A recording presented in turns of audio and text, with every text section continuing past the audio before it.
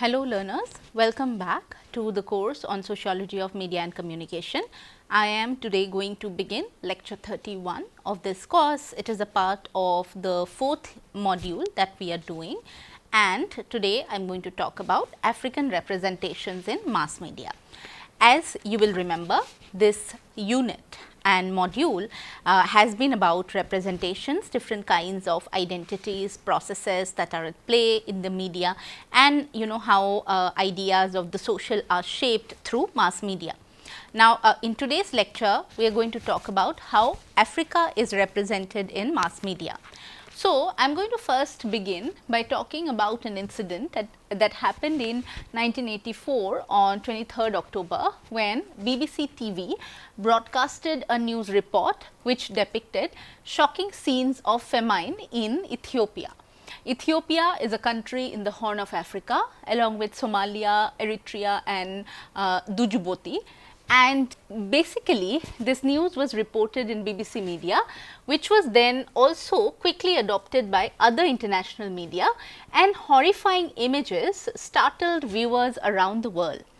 The BBC report sparked a rush of journalists to the area, and mass starvation in the Horn of Africa, the region that we are talking about, it became one of the major news stories of the decade. This terrifying spectacle, note the use of the word spectacle, provoked a massive international relief operation and also inspired events such as the Live Aid charity concert. Now, virtually overnight, it seemed that a new image of Ethiopia had been created. This image was one of absolute deprivation and helplessness. As these news reports portrayed Ethiopia and the famine, it appeared that it was a nightmarish zone of human suffering and a distillation of how the third world operates. These horrors were not imaginary. It was impossible not to be shocked into silence as television cameras explored the ghastly contours of famine.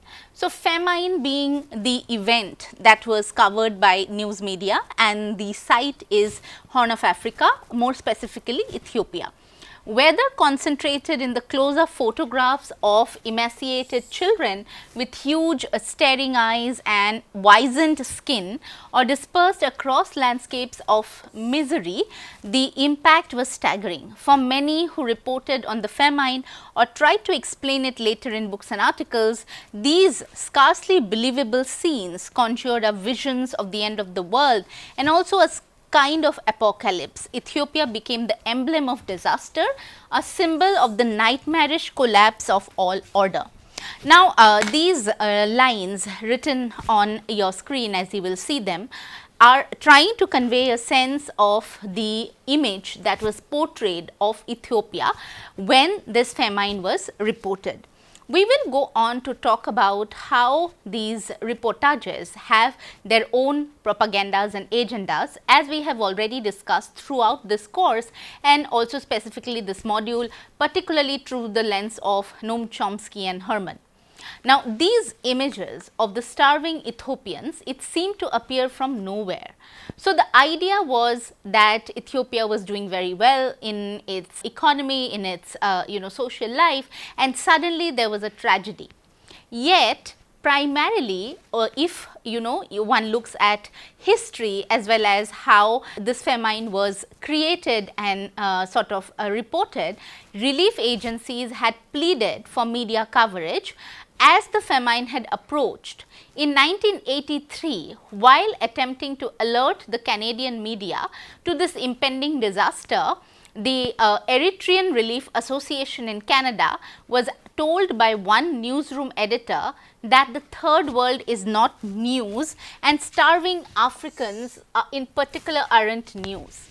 It was only when a crisis had been reached and when the most sensational scene of suffering were available for the cameras that this famine became a news item. Now, I want you to go back to the lectures on how we discussed how news is created, how a newsworthy item is also, produced and curated.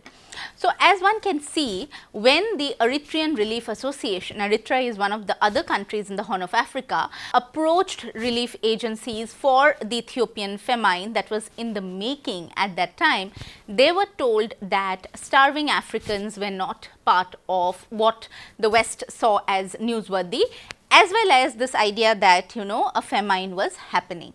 So, this also should make us think about what finally changed when this famine was reported.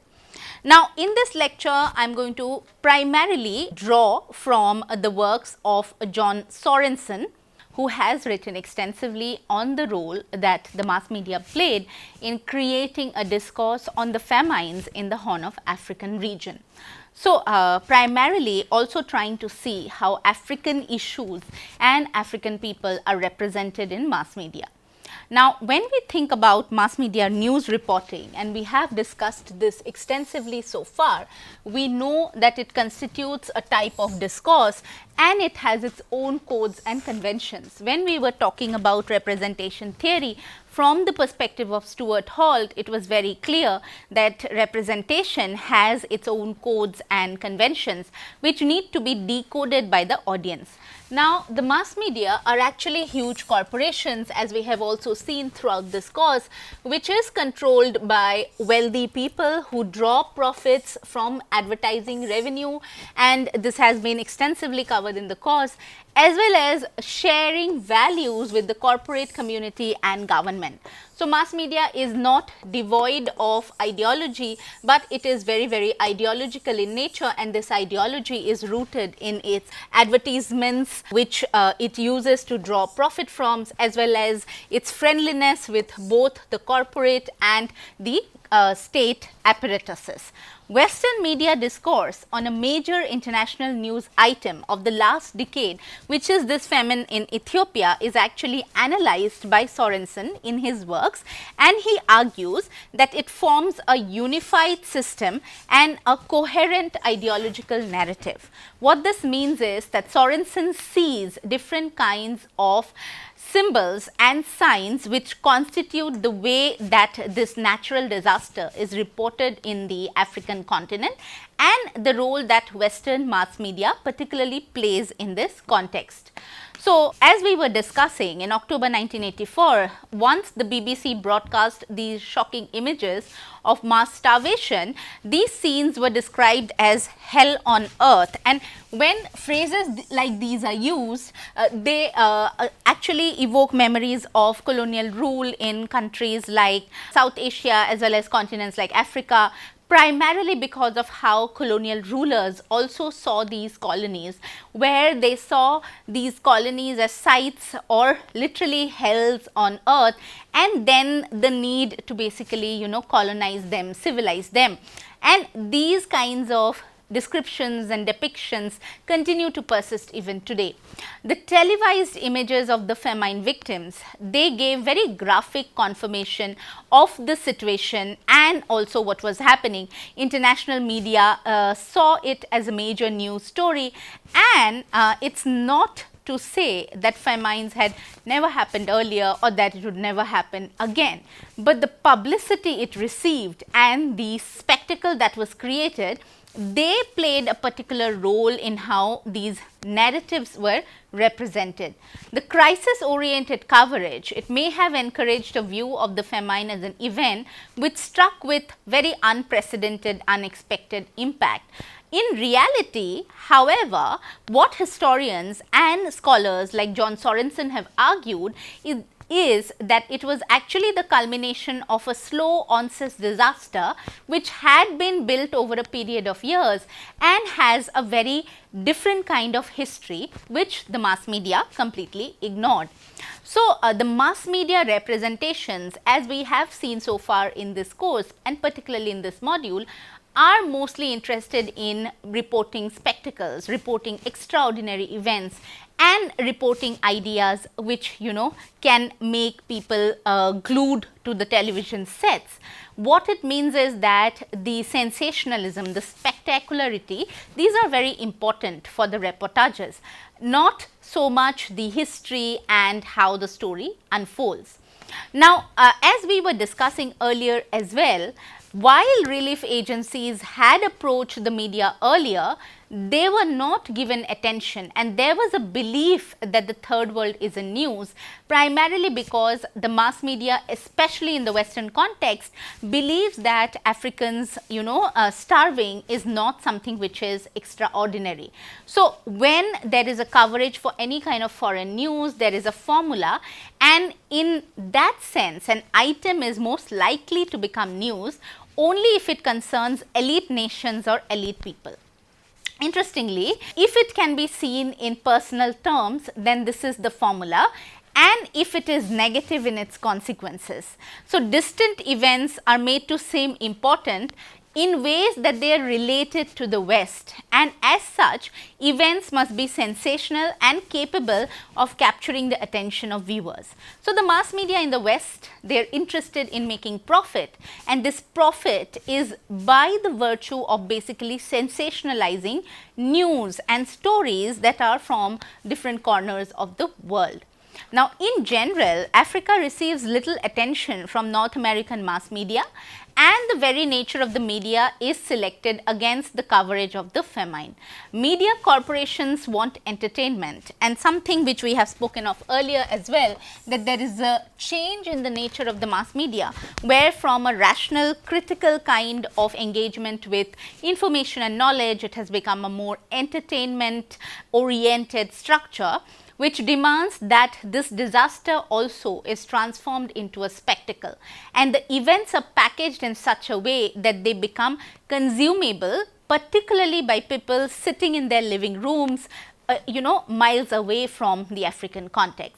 So, the newsworthiness of the famine was determined by its visual appeal, the aesthetics of tragedy that were depicted, and the shock value, which were all very important. The images of starving children and the idea that this famine had happened suddenly, it was basically a strategy, a propaganda used by the mass media.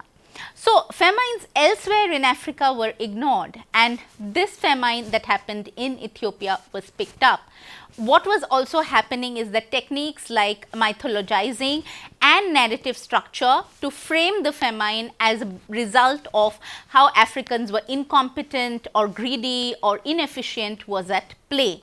Interestingly, a lot of the blame for the famine was placed on the Ethiopian and African leadership and the African people. Generally, when we think about racist tropes, one of the ways in which people from the global south, particularly earlier colonies, have been portrayed is that they are lazy and that they are inefficient. And this very mythologizing as well as the structuring of a narrative, it plays a huge role in how the African incompetence or greed becomes the reasons for natural disasters like famines. Very interestingly, there is no mention of colonial extraction and slavery, very crucial structural processes which have impacted African regions. Interestingly, the famine was not connected to how there could have been massive resource extraction during colonialism as well as how people were exploited under slavery. This is also a dehistorical kind of representation that the media offers, particularly of African people in the Western context. There was a focus on the aesthetics and captivating images and creating sensationalism.